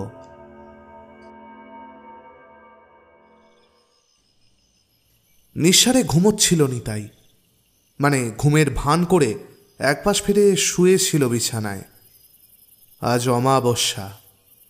যেদিন তার মা ভৈরবী মন্দিরে পড়ে গেছিল তার ঠিক 15 দিন হলো আজ। তার ওপর আজ সূর্যগ্রহণও বটে। কালী তান্ত্রিকের কথা সত্যি হলে আজই একটা এসপার ওসপার হয়ে যাওয়ার কথা। আর খোঁড়া ভৈরবীর মন্দিরে ধুমধাম করে অমাবস্যার পুজো হওয়ার কথা ছিল। প্রতি অমাবস্যাতে তাই হয়। কিন্তু এইবার আর কেউই সন্ধ্যের পর বাড়ির বাইরে থাকার ঝুঁকি নেয়নি। সবার কাছে এই ভক্তির থেকে ভয়ের দাম অনেক বেশি। ফলে গত 300 বছরের মধ্যে এই প্রথম অমাবস্যার পুজোয় নিষ্প্রদীপ থাকবে খোঁড়া ভৈরবীর মন্দির। মাঝরাত হয়েছে কি হয়নি, বাইরে একটা সনসন হাওয়া উঠল। আর তার মধ্যেই নিতাইয়ের মনে হলো কে যেন দূর থেকে মেয়েলি গলায় একবার হায় হায় রে হায় হায় করে ডেকে গেল। সেই ভুতুড়ে ডাকে গায়ে কাঁটা দিয়ে উঠল তার। চোখ বুজে শুয়ে আছে নিতাই। ঠিক এমন সময় বাইরের হলঘরের বড় ঘড়িটায় ঢং করে একটা শব্দ হলো। রাত 1টা। এইবার বিছানায় একটু মৃদু নড়াচড়া টের পায় নিতাই। চোখ বুজে থাকলেও শরীরের বাকি সমস্ত ইন্দ্রিয়গুলো সজাগ হয়ে ওঠে তার। পেশিগুলো টান টান হয়ে যায়। শামু উঠছে বিছানা ছেড়ে। নাক ডাকা শব্দটা বাড়িয়ে দেয় নিতাই। বুঝতে পারে যে উঁচু খাট থেকে হালকা পায়ে ঘরের মেঝেতে লাফিয়ে নামল শামু। ঝুন করে একটা আওয়াজ হলো নুপুরের। মিনিট 3 অপেক্ষা করে উঠে পড়ে নিতাই। বিছানা থেকে নেমে ঘরের বাইরে বেরিয়ে আসে সে। সারা বাড়ি চুপচাপ, কোথাও কোনো শব্দ নেই। শুধু দূর থেকে অস্পষ্টভাবে নুপুরের শব্দ কানে আসছে তার। কোন দিকে গেল শামু? বারান্দা দিকটা একবার দেখে নেয় নিতাই। না, একদম ফাঁকা। খিড়কি দরজা থেকে আসতেই ঝুনঝুন শব্দটা ক্ষীণ হয়ে মিলিয়ে আসতে থাকে। মানে খিড়কি দরজা দিয়ে বেরিয়ে গেল শামু। ওদিকে যেতেই সিঁড়ির নিচ থেকে ছায়ার মতো বেরিয়ে আসে 2 জন। তাদের একজনকে ফিসফিস করে প্রশ্ন করে নিতাই। কাকা, ও কাকা, এই তোমার বৌমাকে দেখলে নাকি? সেইভাবেই চাপা স্বরে উত্তর দেয় রাখহরি। এই তো এখান থেকে খিড়কি দরজার দিকে গেল। নুপুরের আওয়াজ তো শুনলামই। আর কি একটা বলতে গিয়েও থেমে যায় সে। আর কি কাকা? বৌদির চোখ দুটো না কেমন কেমন যেন জ্বলছিল, বুঝলে নিতাইদা? কয়লায় আগুন লাগলে যেমন লাগে। উত্তর দেয় 2য় জন, দনু। শিকারে বেরিয়েছে শামু। বুকটা ধক করে ওঠে নিতাইয়ের। একটা চাপা কষ্ট যেন বুকে কুমড়ে উঠতে থাকে তার। তার বউই তাহলে সেই পিশাচ? একদিন ধরে একটা পিশাচিকে নিয়ে ঘর করছে সে। তারপর চোয়াল শক্ত করে সে। আজ এর শেষ দেখেই ছাড়বে নিতাই মুখ হচ্ছে। বলি, অস্ত্র কিছু নিয়েছ? প্রশ্ন করে নিতাই। রাখহরি নিয়েছে একটা আধাতি তলোয়ার, আর দনু নিয়েছে একটা পাকা বাঁশের লাঠি। সব দেখে শুনে নিতাই বলে, চলো যাও যাক। খিড়কি দরজাটা ভেজানোই ছিল, অর্থাৎ শামু এখান দিয়ে বেরিয়েছে। ধীরে সন্তর্পণে ওরা 3 জন বাইরে আসে। এবার ওরা যাবে কোন দিকে? নুপুরের আওয়াজ শোনা যাচ্ছে না কেন? বাঁদিকে এগোলে একটা ছোট ফাঁকা মতো জমি, আর ডান দিকে একটু এগোলে একটা বট গাছ। তার পেছনে মণ্ডলদের পুকুর, যে পুকুরের জলই সেদিন রক্তে ভেসে গেছিল। প্রথমে ওরা ডান দিকে যাওয়াই মনস্থ করে। বটগাছের কাছে এসে ওরা হদিশ পায় না যে কোন দিকে যাবে। দুদিকে দুটো রাস্তা গেছে। এমন সময় হাতের ছোট টর্চটা মাটির দিকে নামিয়ে একবার জ্বালিয়েই বন্ধ করে দেয় নিতাই। সেই সেকেন্ডের ভগ্নাংশের মধ্যে জ্বলে ওঠা আলোয় ওরা দুটো জিনিস দেখতে পায়। এক, দুপাটি নুপুরকে যেন খুলে রেখে গেছে তেমাথার মোড়ে, তাতে সিঁদুর লাগানো। আর দুই, মাটিতে জল পায়ের ছাপ। জলের ফোঁটায় আর পায়ের ছাপে মিলেমিশে একটু অস্পষ্ট হয়ে গেলেও বোঝা যায় যে এই পুকুরে পা ডুবিয়ে হেঁটে গেছে দক্ষিণ মুখ। ওইদিকেই খোঁড়া ভৈরবীর মাঠ। তিনজনে চুপচাপ হাঁটা দেয় সেদিকে। রাখহরির মনে হচ্ছিল টর্চের চকিত আলোয় আরো কি যেন একটা দেখল, কিন্তু সেটা যে ঠিক কি সেটা মাথায় বসছিল না। কি যেন দেখলো, কি যেন একটা অস্বাভাবিক নজরে পড়ল ওর। এই দমবন্ধ করা ভুতুড়ে পরিবেশে অস্বস্তি হতে থাকে রাখহরির। হাঁটতে হাঁটতে ওরা টের পাচ্ছিল যে সেই পচা মাংস রক্ত মেশানো গন্ধটা ধীরে ধীরে বাতাসে পাক খেয়ে মিশছে। চারিদিকে অমাবস্যার মিশমিশে কালো অন্ধকার। তারার আলো দেখা যায় না আকাশে। তার মধ্যেই কাঁচা পথ ছেড়ে পাকা রাস্তায় ওঠে ওরা। রাখহরি আর নিতাই গ্রামের মানুষ, আধারে তাদের চোখ চলে। অসুবিধা হচ্ছিল দনুর। শহরের লোক সে, রাতের অন্ধকারে রাস্তাঘাটে চলা অভ্যেস নেই। পদে পদে হোঁচট খাচ্ছিল সে। মিনিট পাঁচে হাঁটার পর বাঁ পাশে বাঁশ বাগান এলো। সেটা পেরোলেই মাঠ, আর সেখানে আসতেই একটা অবয়ব নজরে পড়ল ওদের। এখান থেকেই দেখা যাচ্ছে যে একটা ছায়া মূর্তি রাস্তার শেষ দিকে ওদের আগে আগে হাঁটছে। রাস্তা পেরিয়ে মাঠে নামবে এবার। সেই ঘন অন্ধকারের মধ্যেও সেই কালো ছায়াটির অবয়ব চিনতে ভুল হয় না ওদের। ওটা শামু, কিন্তু শামুর হাতে লম্বা মতো ওটা কি ঝুলছে? তিনজনেই চট করে একটু রাস্তার বাঁ পাশে বাঁশবাগান ঘেঁষে সরে আসে। ধীরে ধীরে পিছু নিতে হবে শামুর। দেখতে হবে ও কোথায় যাচ্ছে। বিন্দুমাত্র শব্দ হলেই সর্বনাশ। ঠিক এই সময় পিশাচের গায়ের গন্ধটা যেন এই অন্ধকারের মধ্যেই হঠাৎ তপ করে বেড়ে উঠল। প্রবল বেগে বমি উঠে আসতে লাগলো ওদের। যদিও শামুর দিক থেকে নজর সরাচ্ছিল না ওরা। শামুও যেন মাঠে নামার আগে একবার থমকে দাঁড়ালো। তারপর শিয়াল যেমন না কুচিয়ে বাতাসে গন্ধ শোকে, ঠিক সেইভাবে মাথা উঁচু করে কি যেন একটা শুঁকতে লাগলো সে। নিজের বুকের ধকধক আওয়াজ শুনতে পাচ্ছিল নিতাই। কি করছে শামু? তাদের গায়ের গন্ধ শুঁকছে। এইবার কি শামু পিশাচির শিকার ওরা? নিতাইয়ের পিঠটা খামছে ধরেছিল দনু বা রাখহরের মধ্যে কেউ একজন। সে হাতটা থরথর করে কাঁপছিল। শ্বাস বন্ধ করে মাথা নিচু করে বসেছিল ওরা। আর ঠিক সেই সময়ই ঘটে গেল অঘটনটা। পাশে সরতে গিয়ে একটা ছোট গর্তে পা পড়তেই আহ করে উঠল রাখহরি। সেই শব্দ শুনে ধীরে, অতি ধীরে ধীরে পিছনে ঘুরল শামু। আর তারপর টকটকে লাল চোখ দুটো মেলে সোজা তাকালো তাদের দিকে। এরপর সেই ঘন অন্ধকার আকাশ আর মাঠ পিছনে রেখে ধীরে সুস্থে হাতের লম্বা জিনিসটার মাথা মাটিতে ঘষ্টাতে ঘষ্টাতে আস্তে আস্তে তাদের দিকে এগিয়ে আসতে লাগলো সেই অবয়ব। একটু আগেই যাকে নিতাই চিনত শামু বলে। নিতাইয়ের চোখের তারা নড়ছিল না বিন্দুমাত্র। সেই অন্ধকার রাতে তার চোখের সামনে ফুটে উঠছিল এক আশ্চর্য ভয়াল ছবি। শামুর পিছনে নিঃশ্বাস বন্ধ করে দাঁড়িয়ে আছে এক শব্দহীন নীল কালো রঙের আকাশ।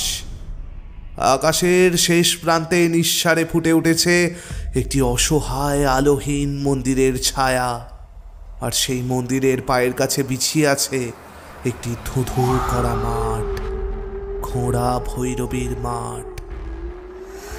সেই মাঠের সামনে সরু পথ ধরে এগিয়ে আসছে একটি নারী মূর্তি, যার হাতে ধরা জিনিসটার মাথা রাস্তার মাটিতে পাথরে ঠেকে ভীতিপ্রদ আওয়াজ তুলছে।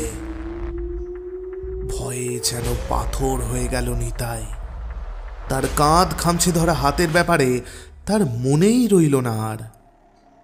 অজগরের চোখের দিকে যেমন তাকিয়ে থাকে ছাগলছানা, ঠিক তেমনি সামনের দিকে চেয়েছিল সে। ধীরে ধীরে সেই ছায়ামূর্তিটা কাছে আসে, তার আরো কাছে। এতক্ষণে হাতে ধরা জিনিসটার আন্দাজ পায়নি তাই, যে রাম দাটা দিয়ে তাদের বাড়িতে জ্যান্ত পাঁঠা কাটে বিশুকামার, সেইটাই শামুর হাতে। আজ আর তাহলে খালি হাতে নয়, অস্ত্র হাতে শিকারে বেরিয়েছে তালদিঘির পিশাচ। পাটা আটকে গেছিল নিতাইয়ের, চারপাশের আর যেন কিছু তার নজরে ছিল না। মন্ত্রমুগ্ধের মতো সামনের দিকে চেয়ে আছে সে। ঠিক সেই একটাই ঘটনা ঘটল। নিতাইয়ের চোখের সামনে হঠাৎ করে একটা কুয়াশার মিহি পর্দা যেন নেমে এলো রাস্তার মধ্যিখানে। অবশ্য বেশিক্ষণের জন্য নয়, কয়েক সেকেন্ডের বেশি হবে না। পরক্ষণেই সরে গেল পর্দা, আর দেখা গেল ওর সামনে কিচ্ছু নেই, সব ফাঁকা। শামু উধাও। ব্যাপারটা এত চকিতে ঘটে গেল যে ধাঁধা লেগে গেল নিতাইয়ের। মনে হলো হঠাৎ করেই যেন উবে গেল সামনের লোকটা। আস্তে আস্তে বাঁশবনের মধ্যে আরো খানিকটা সেধিয়ে গেল নিতাই। আর তখনই খেয়াল হলো যে তার পাশে দনু বা রাখহরি দুজনের কেউই নেই। যাবার স্বরে একবার দুজনের নাম ধরে ডাকলো নিতাই। অন্ধকার হাওয়া যেন বাঁশ পাতার মধ্যে বয়ে গিয়ে খিলখিল হাসির শব্দ তুলতে লাগলো নিতাইয়ের চারপাশে। নিতাইয়ের মনে হলো যেন সেই অন্ধকার বাঁশবন তাকে কিলে খেতে আসছে। এই প্রথম ভয় পেল নিতাই, তীব্র ভয়। বাঁদিকে একটু সরল নিতাই। তার পায়ের নিচে মরমর করে উঠল শুকনো পাতার দল। অন্ধকারের মধ্যেই ঠাউর করে বাঁশবাগানের মধ্যে দিয়ে অন্যদিকে যেতে চাইছিল সে। ধীরে, খুব ধীরে পা ফেলতে লাগলো সে। আর ঠিক সেই সময়ই ব্যাপারটা কানে এলো তার। ঠিক যখনই সে পা ফেলছে পাতার ওপর, ঠিক তখনই আরেকজন পা রাখছে শুকনো পাতা স্তূপের ওপর। যেন নিতাইয়ের পাতা মারিয়ে যাওয়ার শব্দে লুকোতে চাইছে নিজের পায়ের শব্দ। সেই নির্জন অন্ধকারের মধ্যে কে যেন অতি যত্নে, অতি সন্তর্পণে অনুসরণ করছে তাকে। প্রবল ভয়ে ঠক ঠক করে কাঁপতে লাগলো নিতাই। শীতের রাতেও দরদর করে ঘামতে লাগলো সে। তবুও তার মধ্যেই এক পা দুপা করে এগোচ্ছিল নিতাই। মাঝে মাঝে তাকে অনুসরণ করা শব্দটা দূরে সরে যাচ্ছিল, আবার মাঝে মাঝে খুব কাছে চলে আসছিল। কিন্তু নিতাইয়ের সব সময় মনে হচ্ছিল একজোড়া লাল টকটকে চোখ তাকে অনুসরণ করছে। বুকটা হাবড়ের মতো ওঠানামা করছিল নিতাইয়ের। নিজের শ্বাসের শব্দ সে নিজেই শুনতে পাচ্ছিল। হাতরাতে হাতরাতে সামনের একটা বড় ঝোপ পায় নিতাই। ছোটবেলায় লুকোচুরি খেলতে খেলতে এখানে বহুবার লুকিয়েছে সে। তার আড়ালে বসে একটু জিরোতে যাবে নিতাই, ঠিক সেই সময় আকাশ বাতাস শিউরে কে যেন ডেকে উঠল খোনা গলায়, হায় রে হায়, আয়। সেই ডাক শুনে বুকটা খালি হয়ে গেল নিতাইয়ের। কোনো দিকে না তাকিয়ে দিক বিদিক জ্ঞান হারিয়ে দুদ্দার করে দৌড়তে লাগলো সে। তার গায়ে সপাত সপাত করে বেত মারতে লাগলো ও কচি বাঁশের ডগাগুলো। সেসব গ্রাহ্য করলো না নিতাই, পাগলের মতো দৌড়তে লাগলো। এক একটা মুহূর্ত অনন্ত কাল বলে মনে হচ্ছিল তার। মনে নেই কতক্ষণ পাগলের মতো দৌড়েছে সে। এমন সময় হঠাৎ করেই যেন বাঁশবনটা শেষ হয়ে গেল তার সামনে। থমকে দাঁড়িয়ে পড়ল সে। সামনে খোঁড়া ভৈরবীর মাঠ, আর সেই মাঠের পাশে বাঁশবনের ধার ঘেঁষে ওটা কি, বা বলা ভালো ওটা কে? একদলা আধার যেন কিসের ওপর ঝুঁকে বসেছিল তার দিকে পিছন ফিরে। নিতাইয়ের পায়ের শব্দ শুনে সেই ঘোর কালো অন্ধকার ফিরে তাকালো তার দিকে। তারপর ধীরে ধীরে উঠে দাঁড়ালো। তার টকটকে লাল চোখ দুটো দেখে ধক করে বুকটা যেন মুহূর্তের জন্য গলায় আটকে গেল নিতাইয়ের।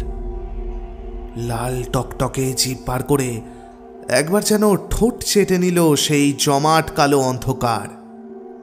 তারপর খিলখিল করে হেসে উঠল সে।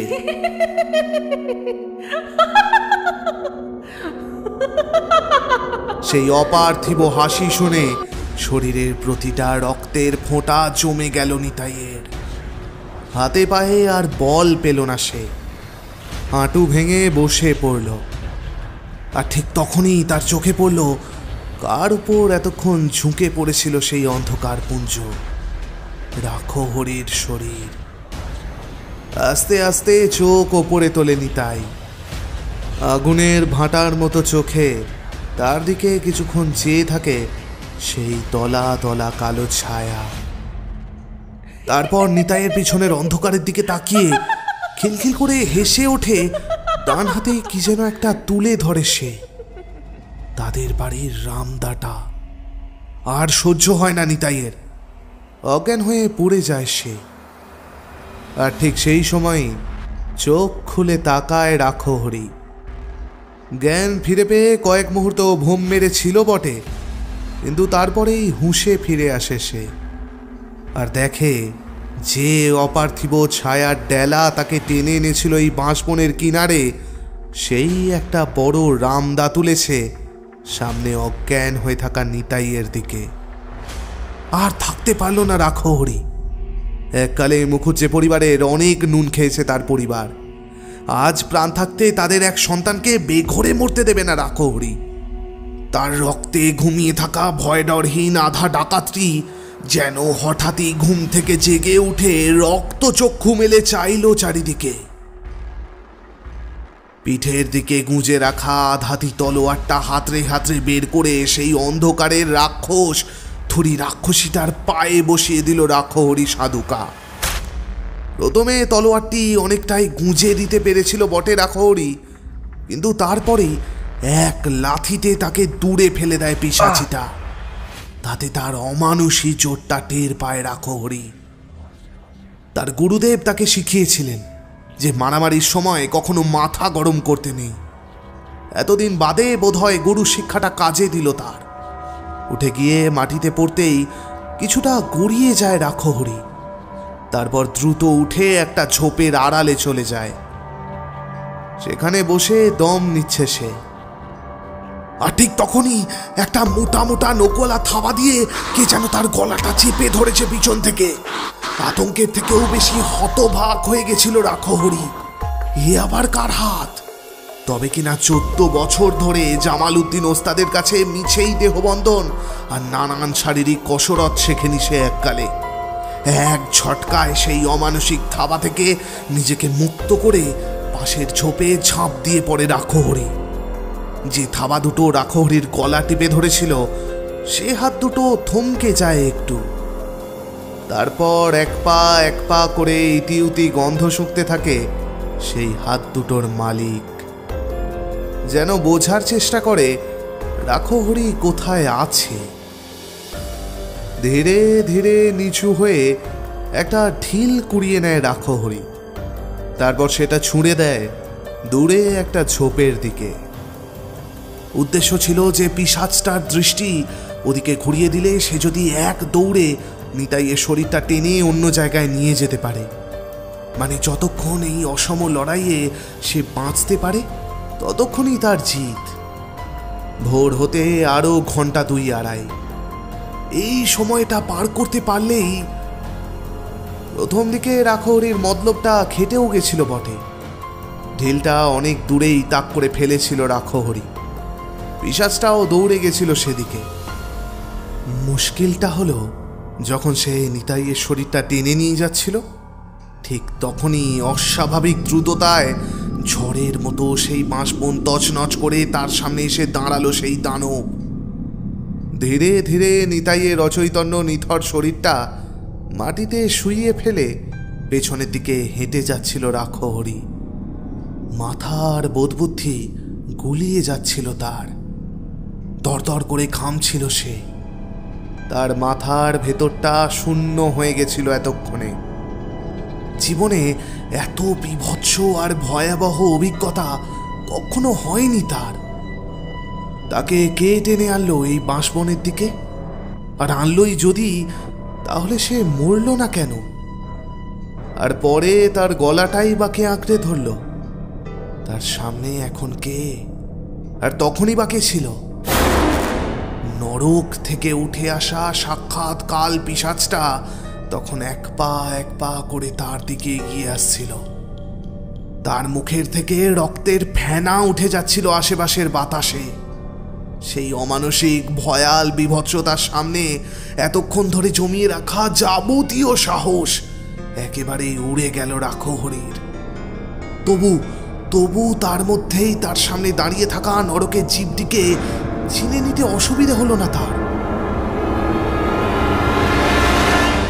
নিজের দুচোখে বিশ্বাস হচ্ছে না তার। তাহলে সে যা ভেবেছিল সত্যি তাই? অসহায় আতঙ্কে পালাতে গিয়েও পালাতে পারে না রাখহরি। উল্টে পড়ে যায় মাঠের ওপর।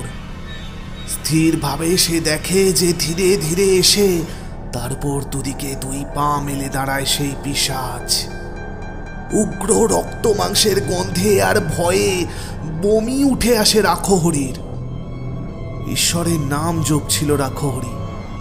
তার মধ্যেই পিশাচটা তার বড় হাত দুটো নামিয়ে আনলো রাখহরির কণ্ঠের ওপর। নারকীয় দুটো বড় বড় বাঁকানো নখ সবে নেমে এসছে গলা বরাবর। চোখের সামনে ভয়াবহ মৃত্যু নেমে আসতে দেখে প্রায় অজ্ঞান রাখহরি। এমন সময় মনে হলো পিছন থেকে কে যেন মাথাটা টেনে ধরল সেই পিশাচের। আর তারপরে শুধু একটা জিনিসই দেখতে পেল রাখহরি। একটু দূর থেকে একটা বড় রামদা নেমে এলো দনুর গলায়। ধর থেকে মুন্ডটা আলাদা হয়ে গেল দনু পিশাচের। আর নিতে পারল না রাখহরি স্নায়ু। শুধু অজ্ঞান হতে হতে 2 চোখ বুজে আসার আগে এসে দেখল যে তার এক পাশে তখনও পড়ে আছে ধরফর করতে থাকা দনুর লাশ। আর বাঁ হাতে সেই কাটা মাথাটা ধরে ডান হাতে রক্ত চুইয়ে পড়া রামদাটা টানতে টানতে মন্দিরের দিকে হেঁটে যাচ্ছে মুখুজ্জে বাড়ির নতুন বউ। কিন্তু অজ্ঞান হতে হতেও একটা জিনিস দেখে স্তম্ভিত হয়ে যায় রাখহরি। প্রথম থেকেই যে খটকাটা তার মাথায় ঘোরাফেরা করছিল, এই এক মুহূর্তে যেন সেটা দিনের আলোর মতো পরিষ্কার হয়ে গেল তার কাছে। প্রথমে সেই পুকুরের পাড়ে নিতাইয়ের টর্চের এক ঝলকের আলোয় জলপায়ের ছাপ দেখে স্তক এটাই তার মাথায় আটকে ছিল। কিন্তু তখন সে বোঝেনি ব্যাপারটা। বুঝলো এখন। তার চোখের সামনে 1 পা ফেলে খোঁড়া ভৈরবীর মাঠ পেরিয়ে যাচ্ছে শামু ওরফে শাম্ভবী। আর সেই পায়ের ছাপের মধ্যে ডান পায়ের বুড়ো আঙুলের ছাপের কোনো চিহ্ন নেই। তার জায়গায় শুধু রক্তের দাগ। চোখ বুঝল রাখহরি। থান দিদির কথাটা মনে পড়ল তার। কালীগিরি তান্ত্রিক বলে গেছিলেন যে মায়ের যদি ইচ্ছে হয় তাহলে নিজের পুজোর ব্যবস্থা মা নিজেই করবেন। সেই কথাটাই খেটে গেল আজ। তালদিঘির খোঁড়া ভৈরবী আজ নিজের পুজোর নৈবেদ্য নিজেই জোগাড় করে নিয়েছেন। শামুর ডান পায়ের আঙুলটা কি প্রথম থেকেই ছিল না, নাকি তারই তলোয়ারের খায়ে আজ খোয়া গেল সেটা মাথায় ঢোকার আগেই অজ্ঞান হয়ে পড়ে যায় এককালের দোর্দণ্ড প্রতাপ ডাকাত রমাই সাধুকার উত্তরাধিকারী রাখহরি সাধু খাঁ।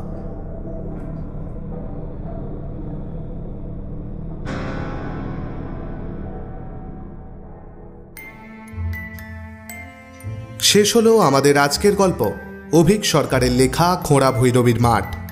পর্ব পরিচালনায় অর্ণব, সৌভিক ও অরিজিতা, গল্প পাঠে এবং জগন্নাথ মুখুজ্জে মশাই ও বেলাচরণ শিকদারের চরিত্রে আমি অর্ণব, শব্দগ্রহণে এবং কার্তিক সমাদ্দার ও রতনলাল চৌবের চরিত্রে সৌভিক, কালীগিরি তান্ত্রিক মফিজুল ও রাখহরি সাধুকার চরিত্রে অনিকেত, রামভূষণের চরিত্রে শুভজিৎ, বাসন্তী পিসির চরিত্রে আত্রেয়ী, পরিমল রায়, ডাক্তার ও যোগেন ভট্টাচার্যের চরিত্রে মানব, দনু, নিতাই ও গোকুলের চরিত্রে সায়ন্তন, শ্যামলী ও নির্মলার চরিত্রে অস্মিতা, শামু ও সামন্তদের বড় গিন্নির চরিত্রে উষসী, টুম্পার চরিত্রে অরিজিতা, রাখাল মণ্ডলের বউয়ের চরিত্রে সৌরিমা, সামন্তগিন্নি ও ঠান্দির চরিত্রে অর্পিতা, অধীর রঞ্জন সাপুইয়ের চরিত্রে শ্রীরূপ এবং প্রচ্ছদ অঙ্কনে অভিব্রত।